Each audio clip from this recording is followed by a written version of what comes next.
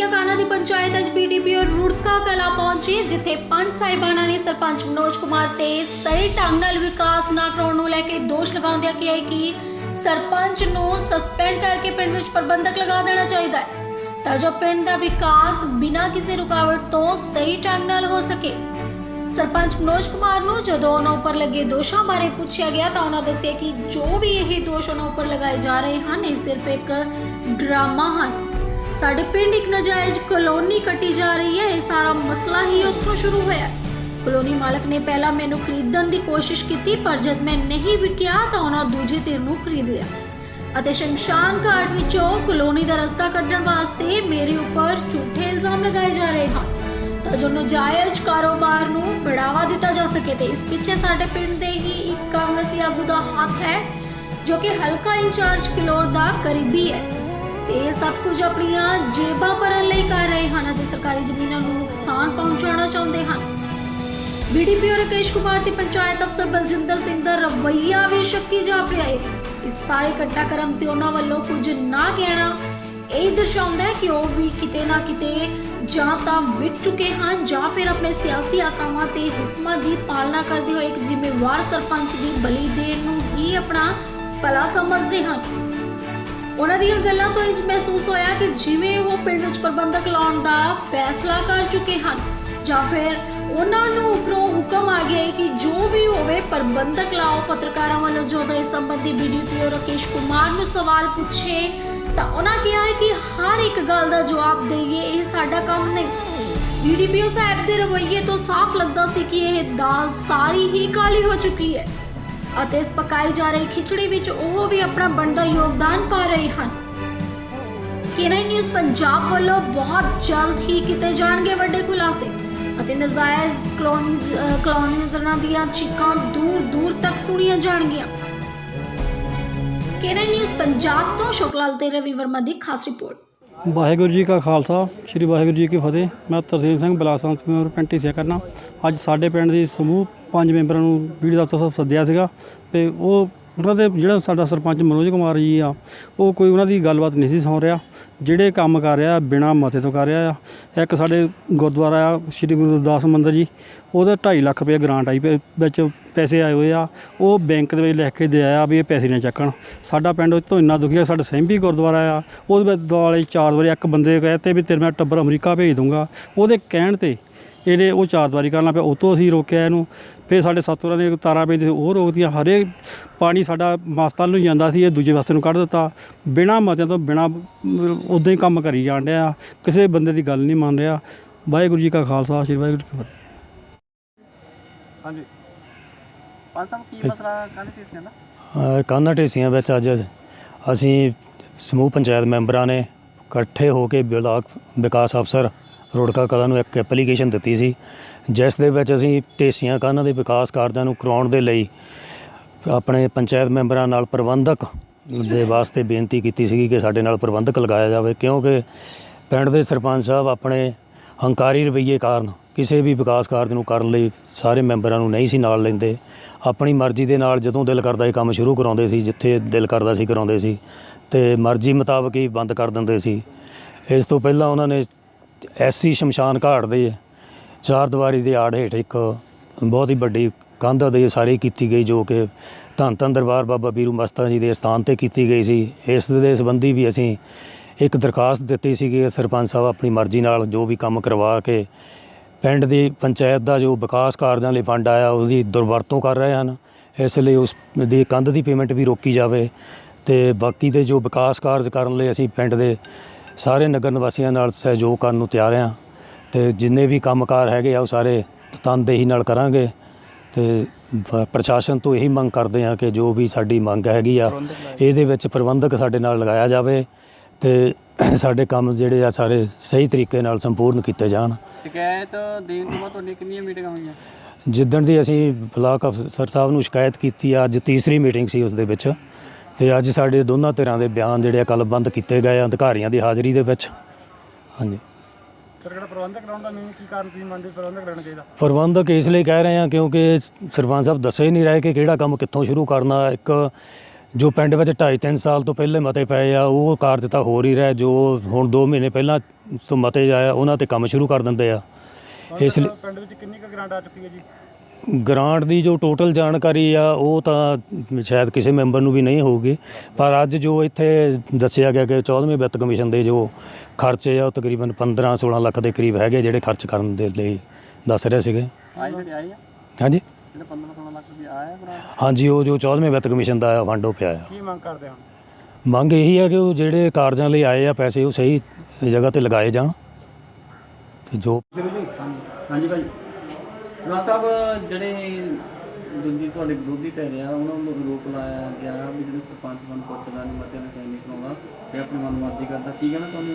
ਪਹਿਲਾਂ ਤਾਂ ਜੀ ਆਪ ਦੇ ਚੈਨਲ ਰਾਹੀਂ ਮੈਂ ਸਾਰੇ ਆਪਣੇ ਨਗਰ ਨਿਵਾਸੀਆਂ ਦੇ NRI ਭਰਾਵਾਂ ਨੂੰ ਪਿਆਰ ਭਰੀ ਸਤਿ ਸ੍ਰੀ ਅਕਾਲ ਕਰਨਾ। ਉਹ ਸਭ ਜਾਣਦੇ ਆ ਕਿਉਂਕਿ ਮੇਰੀ ਫੇਸਬੁੱਕ ID ਬਣੀ ਹੋਈ ਆ ਸਰਪੰਚ ਮਨੋਜ ਕੁਮਾਰ ਦੇ ਨਾਂ 'ਤੇ। ਉਹ ਪਿੰਡ ਦੀ ਇਕੱਲੀ ਐਕਟੀਵਿਟੀ ਤੋਂ ਜਾਣੂ ਆ ਔਰ ਉਤਸ਼ਾਹਿਤ ਵੀ ਆ, ਮਾਣ ਸਤਿਕਾਰ ਵੀ ਕਰਦੇ ਆ ਅਤੇ ਜਿਹੜੇ ਵੀ ਮਤਿਆਂ ਦੀ ਗੱਲ ਕਰਦੇ ਆ। 2019 ਤੋਂ ਮੈਂ ਸਰਪੰਚੀ ਦੇ ਜਾਣੀ ਕਿ ਕਾਰਜ ਸ਼ੁਰੂ ਕੀਤੇ ਆ ਅਤੇ ਸਮੁੱਚੀ ਪੰਚਾਇਤ ਨੂੰ ਪੰਚਾਇਤ ਦੇ ਐਕਟ ਮੁਤਾਬਕ ਸੱਦਾ ਪੱਤਰ ਭੇਜਿਆ ਜਾਂਦਾ, ਏਜੰਡਾ ਨੋਟਿਸ ਰਾਹੀਂ ਪੰਚਾਇਤ ਹਾਜ਼ਰ ਹੁੰਦੀ ਆ। ਜਿਹੜੇ ਪੰਚ ਜਿਹੜਾ ਕੰਮ ਕਹਿੰਦੇ ਆ ਉਹਦੇ ਮਤੇ ਪਾਏ ਜਾਂਦੇ ਆ। ਉਸ ਤੋਂ ਮਤਿਆਂ ਤੋਂ ਬਾਅਦ ਫਿਰ ਜਦੋਂ ਕੰਮ ਸ਼ੁਰੂ ਕਰਨਾ ਹੁੰਦਾ ਫਿਰ ਦੁਬਾਰਾ ਪੰਚਾਇਤ ਮੈਂਬਰਾਂ ਨੂੰ ਸੱਦਿਆ ਜਾਂਦਾ। ਪੰਚਾਇਤ ਮੈਂਬਰਾਂ ਦੀ ਹਾਜ਼ਰੀ ਦੇ ਵਿੱਚ ਉਹ ਕੰਮ ਸ਼ੁਰੂ ਕੀਤੇ ਜਾਂਦੇ ਆ। ਇਸ ਕਰਕੇ ਕੋਈ ਵੀ ਇਸ ਤਰ੍ਹਾਂ ਦਾ ਕੋਈ ਕੰਮ ਇੱਦਾਂ ਦਾ ਹੋ ਨਹੀਂ ਸਕਦਾ ਵੀ ਜਿਹੜੇ ਵਾਰਡ ਦੇ ਵਿੱਚ ਕੰਮ ਸ਼ੁਰੂ ਕਰਨਾ ਹੋਵੇ ਉਹ ਪੰਚਾਇਤ ਮੈਂਬਰ ਨਾ ਹੋਵੇ। ਪ੍ਰਬੰਧਕ ਜਿਹੜਾ ਆ ਉਹਨਾਂ ਨੇ ਲੋਨ ਦੀ ਜਿਹੜੀ ਮੰਗ ਕੀਤੀ ਆ ਉਹਦੇ ਬਾਰੇ ਕੀ ਕਹਿੰਦਾ ਜੀ?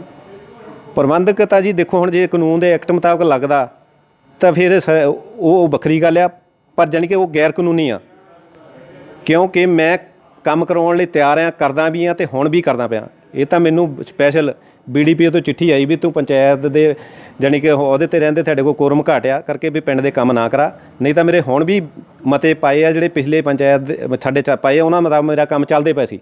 ਇਹ ਤਾਂ BDPO ਦੀ ਚਿੱਠੀ ਤੋਂ ਬਾਅਦ ਅਸੀਂ ਕੰਮ ਰੋਕਿਆ। ਨਹੀਂ, ਆਰੋਪ ਲਾਉਂਦੇ ਆ ਵੀ ਜਿਹੜੇ 2 ਸਾਲ ਪਹਿਲਾਂ ਮਤੇ ਪਾਏ ਸੀ ਉਹਦੇ ਕੰਮ ਨਹੀਂ ਕੀਤੇ, ਜਿਹੜੇ ਨਵੇਂ ਮਤੇ ਪਾਏ ਆ ਉਹ ਸਾਨੂੰ ਪਤਾ ਵੀ ਇਹਨੇ ਉਹ ਕੰਮ ਕਰਾਏ। ਇਹ ਬੇਬੁਨਿਆਦ ਝੂਠੇ ਆ। ਨਾ 2 ਸਾਲ ਵਾਲਾ ਨਾ 6 ਮਹੀਨੇ ਵਾਲਾ ਕੋਈ ਰੌਲਾ ਨਹੀਂਗਾ ਜੀ। 2.5 ਸਾਲ ਸਾਡੀ ਪੰਚਾਇਤ ਨੂੰ ਬਣੀ ਨੂੰ ਹੋਇਆ। 2019 ਤੋਂ ਬਾਅਦ ਕੁਛ ਮਹੀਨਿਆਂ ਤੋਂ ਬਾਅਦ ਅਸੀਂ ਪੰਚਾਇਤ ਨੇ ਮਤੇ ਪਾਉਣੇ ਸ਼ੁਰੂ ਕੀਤੇ ਆ।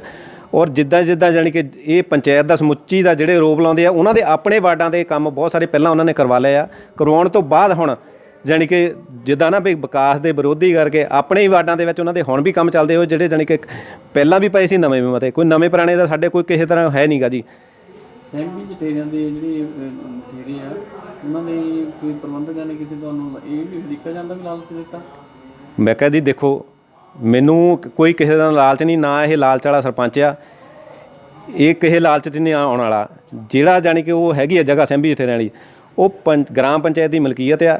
ਪਿਛਲੀ ਵਾਰ ਵੀ ਮੈਂ ਪੰਚਾਇਤ ਮੈਂਬਰ ਸੀਗਾ ਅਤੇ ਉਹਨਾਂ ਨੇ ਜਾਣੀ ਕਿ ਇੱਕ ਹਾਲ ਬਣਾਉਣ ਲਈ ਮੰਗੀ ਸੀ ਜਗ੍ਹਾ, ਪਰ ਉਸ ਤੋਂ ਬਾਅਦ ਗੁਰਦਿਆਲ ਸਿੰਘ ਆ ਸਾਡੇ, ਉਹਨਾਂ ਨੇ ਹਾਈ ਕੋਰਟ ਦੇ ਵਿੱਚ ਰਿਟ ਪਾਤੀ ਸੀ, ਜਿਹਦੇ ਤੋਂ ਬਾਅਦ ਉਹ ਸਾਡੀ ਪੰਚਾਇਤ ਬਦਲ ਗਈ ਤਾਂ ਉਹ ਰਿਟ ਦਾ ਫੈਸਲਾ ਜਿਹੜਾ ਅਸੀਂ ਪੰਚਾਇਤ ਦੇ ਹੱਕ 'ਚ ਆਹੀ।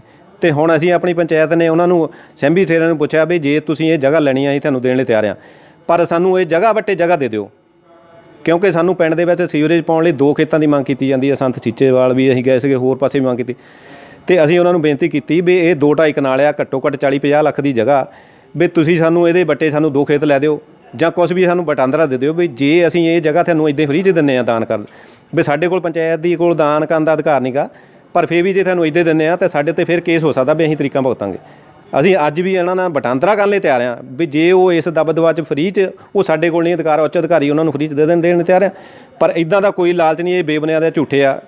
ਆਪਣੀ ਮਰਜ਼ੀ ਨਾਲ ਅਸੀਂ ਜਿਹੜਾ ਮਰਜ਼ੀ ਮੈਂ ਕਿਸੇ 'ਤੇ ਇਲਜ਼ਾਮ ਲਾ ਦੇਵਾਂ, ਪਰ ਮੈਂ ਉੱਤੇ ਸਾਬਤ ਕਰਨ ਲਈ ਜਿਹੜੇ ਇਲਜ਼ਾਮ ਲਾਊਂਗਾ। ਇੱਕ ਜਿਹੜਾ ਉਹਨਾਂ ਨੇ ਜਿਹੜੀ ਮੀਟਿੰਗ ਹੋਈ ਤੁਹਾਡੀ, ਹਾਂਜੀ ਸਰ, ਤੁਹਾਡੇ ਬਿਆਨ ਜਿਹੜੇ ਕਲਮਬੰਦ ਕੀਤੀ ਉਹਦਾ ਕੀ ਮੈਟਰ ਸੀ? ਦੇਖੋ ਜੀ ਮੇਨ ਤਾਂ ਗੱਲ ਹੈਗੀ ਆ ਵੀ 2.5 ਸਾਲ ਹੋ ਗਿਆ ਸਾਡੀ ਗ੍ਰਾਮ ਪੰਚਾਇਤ ਨੂੰ ਕੰਮ ਕਰਦਿਆਂ ਨੂੰ। ਬਹੁਤ ਵਧੀਆ ਕਰਦੇ ਸੀ, ਬਹੁਤ ਵਧੀਆ, ਔਰ ਕਰਦੇ ਸੀ ਤਾਂ ਕਰਦੇ ਹਾਂ। ਪਰ 22 ਤਰੀਕ ਨੂੰ 12 ਵਜੇ ਜਾਣੀ ਕਿ ਗ੍ਰਾਮ ਪੰਚਾਇਤ ਦੀ ਇੱਕ ਮੀਟਿੰਗ ਸੱਦੀ ਗਈ ਇਸ ਏਜੰਡਾ ਨੋਟਿਸ ਕੱਢ ਕੇ, ਜਿਹਦੇ ਵਿੱਚ ਸਿਰਫ ਇੱਕ ਕਮਲਜੀਤ ਹਾਜ਼ਰ ਨਹੀਂ ਸੀ, ਬਾਕੀ ਸਾਰੇ ਸਮੂਹ ਪੰਚਾਇਤ ਮੈਂਬਰ ਹਾਜ਼ਰ ਹੋਏ। ਉਹਦੇ ਵਿੱਚ ਬਹੁਤ ਸਾਰੀਆਂ ਗੱਲਾਂ ਸੀ ਜਾਣੀ ਕਿ ਫੈਸਲਾ ਕੀਤਾ ਲਿਖਤੀ ਰੂਪ ਦੇ ਵਿੱਚ ਵੀ ਉਹਦੇ ਵਿੱਚ ਐਸੀ ਸ਼ਮਸ਼ਾਨ ਘਾਟ ਦੀ 4 ਦੀਵਾਰੀ ਦਾ ਜ਼ਿਕਰ ਸੀਗਾ ਵੀ ਐਸੀ ਸ਼ਮਸ਼ਾਨ ਘਾਟ ਦੀ ਜੋ 4 ਦੀਵਾਰੀ ਦਾ ਮਤਾ ਪਾਇਆ ਸੀ ਉਹ 4 ਦੀਵਾਰੀ ਕੰਪਲੀਟ ਹੋ ਗਈ ਆ। ਖੱਤਿਆਂ ਵੱਲੋਂ ਹੁਣ ਕੋਈ ਵੀ ਜਾਣੀ ਕਿ ਉਹਦਾ ਰਸਤਾ ਨਹੀਂ ਗਾ। 1 ਨੰਬਰ ਵਾਰਡ ਵੱਲੋਂ ਛੱਪੜ ਦੇ ਦੋਨੇ ਪਾਸਿਓਂ ਰਸਤਾ ਵੀ ਦੀਵਾਰ ਤੋੜ ਕੇ ਕੋਈ ਵੀ ਰਸਤਾ ਜੇ ਬਣਾਉਣ ਦੀ ਕੋਸ਼ਿਸ਼ ਕਰੂਗਾ ਚਾਹੇ ਉਹ ਪੰਚਾਇਤ ਮੈਂਬਰ ਹੋਵੇ ਚਾਹੇ ਪੰਚਾਇਤ ਹੋਵੇ, ਉਹਦੇ 'ਤੇ ਕਾਨੂੰਨੀ ਕਾਰਵਾਈ ਕਰਨ ਦਾ ਹੱਕ ਪੰਚਾਇਤ ਉਹਦੇ ਸਧਾਰਨ ਬੰਦਾ ਰੱਖਦਾ। ਉਸ ਦੇ ਬਾਵਜੂਦ ਪੰਚਾਇਤ ਦੀ ਮੀਟਿੰਗ ਖਤਮ ਹੋਣ ਤੋਂ ਬਾਅਦ ਮੇਰੇ ਘਰ ਆ ਕੇ ਸਮੂਹ ਪੰਚਾਇਤ ਮੈਂਬਰਾਂ ਨੇ ਚਾਹ ਪਾਣੀ ਪੀਤਾ, ਪਰ ਸ਼ਾਮ ਨੂੰ ਰਣਜੀਤ ਕੁਮਾਰ ਨੇ, ਸੁਸ਼ੀਲ ਕੁਮਾਰ, ਜੋਗਿੰਦਰਪਾਲ ਜੋ ਜਾਣੀ ਕਿ ਉੱਥੇ ਦਾ ਪ੍ਰਧਾਨ ਆ, ਰਾਜੂ, ਬਲਜਿੰਦਰ ਰਾਜੂ, ਇਹਨਾਂ ਨੇ ਜਾਣੀ ਕਿ ਇੱਕ ਬੰਦੇ ਨੂੰ 500 ਰੁਪਏ ਦੇ ਕੇ ਉਹ ਕੰਧ ਤੜਵਾਤੀ। ਉਹ ਕੀ ਆ ਵੀ ਉੱਥੇ ਉਹ ਜਿਹੜਾ ਪਿੱਛੇ ਪਲਾਟ ਕੱਟ ਹੁੰਦੇ ਆ ਉਹਨਾਂ ਦੇ ਵਿੱਚ ਇਹਨਾਂ ਦਾ ਹਿੱਸਾ। ਇਹ ਗੱਲ ਮੇਰੇ ਨਾਲ ਵੀ ਪਹਿਲਾਂ ਜਦੋਂ ਨਵਾਂ ਸਰਪੰਚ ਬਣਿਆ, ਜਿਹੜੇ ਪਲਾਟ ਕੱਟਣ ਵਾਲੇ ਆ ਉਹਨਾਂ ਨੇ ਮੇਰੇ ਨਾਲ ਵੀ ਸੌਦਾ ਕੀਤਾ ਸੀ ਵੀ ਤੁਸੀਂ ਸ਼ਮਸ਼ਾਨ ਘਾਟ ਦੇ ਵਿੱਚ ਦੀ ਰਸਤਾ ਸਾਨੂੰ ਦੇ ਦਿਓ, ਅਸੀਂ ਤੁਹਾਨੂੰ ਆਫਰ ਕਰਦੇ ਸੀ ਵੀ ਪੈਸੇ ਦੇਵਾਂਗੇ। ਪਰ ਮੈਂ ਕਿਉਂਕਿ ਮੇਰੇ ਕੋਲ ਨਾ ਅਧਿਕਾਰ ਆ ਅਤੇ ਨਾ ਹੀ ਮੈਂ ਉੱਧਰ ਨੂੰ ਉਹ ਦੇਣ ਸਕਦਾ, ਕਿਉਂਕਿ ਐਸੀ ਸ਼ਮਸ਼ਾਨ ਘਾਟ ਆ ਅਤੇ ਸ਼ਮਸ਼ਾਨ ਘਾਟ ਕਿਸੇ ਦੇ ਵਿੱਚ ਦੀ ਰਸਤਾ ਥੋੜ੍ਹੀ ਦਿੱਤਾ ਜਾ ਸਕਦਾ। ਪਰਸਨਲ ਪ੍ਰੋਪਰਟੀ ਆ ਉਹਨਾਂ ਦੀ, ਉਹਨਾਂ ਨੇ ਆਪਣੇ ਜੋ ਵੀ ਉਹਦੇ 'ਚ ਪ੍ਰੋਫਿਟ ਕਰਦੇ ਉਹ ਕਰਦੇ ਆ, ਉਹਨਾਂ ਨੇ ਜਿਹੜਾ ਰਸਤਾ ਹੈਗਾ ਜੋ ਉੱਧਰ ਦੀ ਦੇਣ। ਇਹ ਸਰ ਗੱਲ ਵੀ ਇੱਥੋਂ ਸਟਾਰਟ ਹੋਈ ਆ ਵੀ ਇਹ ਬੰਦਿਆਂ ਨੇ ਉਹ ਧੱਕੇ ਨਾਲ ਰਸਤਾ ਕੱਢਿਆ। ਉਹ ਰਸਤਾ ਕੱਢਣ ਦੇ ਬਾਅਦ ਉਹ ਹੁਣ ਮੈਂ ਕਾਨੂੰਨੀ ਕਾਰਵਾਈ ਲਈ BDPO ਦਫ਼ਤਰ ਵੀ ਦਰਖਾਸਤ ਪਾਈ ਸੀ, 112 'ਤੇ ਵੀ ਕਾਲ ਕੀਤੀ ਸੀ, ਮਾਨਯੋਗ SSP ਸਾਹਿਬ ਦੇ ਕੋਲ ਵੀ ਬੇਨਤੀ ਕਰ ਦਿੱਤੀ ਆ, ਪਰ ਹਜੇ ਤੱਕ ਵੀ ਉਹ ਦਰਖਾਸਤਾਂ 'ਤੇ ਕੋਈ ਕਾਰਵਾਈ ਨਹੀਂ ਹੋਈ। ਪਰ ਉਹ ਦਰਖਾਸਤਾਂ ਨੂੰ ਦਬਾਉਣ ਲਈ ਹੀ ਸਾਰਾ ਕੁਝ ਪ੍ਰਬੰਧਕ ਦੀ ਮੰਗ ਕੀਤੀ ਆ, ਨਾ ਕਿ ਕਿਸੇ ਵਿਕਾਸ ਦੀ ਕੋਈ ਗੱਲਬਾਤ ਨਹੀਂ। ਸਾਰੇ ਜਾਣੀ ਕਿ ਵਿਕਾਸ ਕਰਨ ਲਈ ਜਾਣੀ ਕਿ ਪੰਚਾਇਤ ਮੈਂਬਰ ਐਗਰੀ ਸੀ ਔਰ ਹੁੰਦੇ ਸੀ। ਅੱਜ ਤੋਂ ਪਹਿਲਾਂ ਜਾਣੀ ਕਿ ਸਾਰੇ ਖੁਸ਼ ਆ। ਹੁਣ ਵੀ ਜਾਣੀ ਕਿ ਜਿਹੜੇ ਵਾਰਡ ਦੇ ਉਹਨਾਂ ਦੇ ਕੰਮ ਅਜੇ ਅਧੂਰੇ ਪਏ ਆ ਤਾਂ ਜਾਂ ਹੁੰਦੇ ਪਏ ਆ, ਉਹ ਆਪਣੇ ਵਾਰਡਾਂ ਦੇ ਵਿੱਚ ਆਪ ਕੰਮ ਖੜੇ ਹੋ ਕੇ ਕਰਾ ਕੇ ਵੀ ਕਹਿੰਦੇ ਵੀ ਸਾਨੂੰ ਪੁੱਛਦਾ ਨਹੀਂ। ਭਾਜੀ ਕੱਲ੍ਹ ਤੇ ਪੰਚਾਇਤ ਦਾ ਕੀ ਮਸਲਾ? ਦੇਖੋ, ਇਹਨਾਂ ਦਾ ਕੋਈ ਕੋਰਮ ਸੰਬੰਧੀ ਸੀਗੀ ਸ਼ਿਕਾਇਤ ਆਈ ਹੋਈ ਸੀ ਸਾਡੇ ਕੋਲ। ਉਹਦੇ ਸੰਬੰਧ ਵਿੱਚ ਅੱਜ ਸਾਡੇ ਕੋਲ ਤੀਸਰੀ ਮੀਟਿੰਗ ਸੀਗੀ ਇਹਨਾਂ ਦੀ। ਤਾਂ BDO ਸਾਹਿਬ ਨੂੰ ਕੋਈ ਐਮਰਜੈਂਸੀ ਮੀਟਿੰਗ ਸੀਗੀ ਜਲੰਧਰ, ਉੱਥੇ ਜਾਣਾ ਪੈ ਗਿਆ। ਤਾਂ ਅਸੀਂ ਇਹਨਾਂ ਦੀ ਮੀਟਿੰਗ ਅਟੈਂਡ ਕੀਤੀ ਆ। ਦੋਨੋਂ ਪਾਰਟੀਆਂ ਦੇ ਬਿਆਨ ਲੈ ਲਏ ਆ ਅਤੇ ਬਿਆਨ ਲੈ ਕੇ ਅਸੀਂ ਇਹ DDPO ਸਾਹਿਬ ਨੂੰ ਭੇਜ ਦੇਣੇ ਹੈਗੇ ਆ ਜੀ। ਜਿਹੜੀ ਸ਼ਿਕਾਇਤਬਾਜ਼ੀ ਕਾਹਦੀ ਪ੍ਰਬੰਧਕ ਲਾਉਣ ਦੀ ਕਾਹਦੀ? ਹਾਂਜੀ, ਉਹਨਾਂ ਨੇ ਇੱਕ ਪਾਰਟੀ ਨੇ ਸ਼ਿਕਾਇਤ ਕੀਤੀ ਵੀ ਮਤਲਬ ਸਰਪੰਚ ਸਾਹਿਬ ਸਾਡੇ ਨਾਲ ਸਹਿਯੋਗ ਨਹੀਂ ਕਰ ਰਹੇ, ਪ੍ਰਬੰਧਕ ਨਿਯੁਕਤ ਕੀਤਾ ਜਾਵੇ।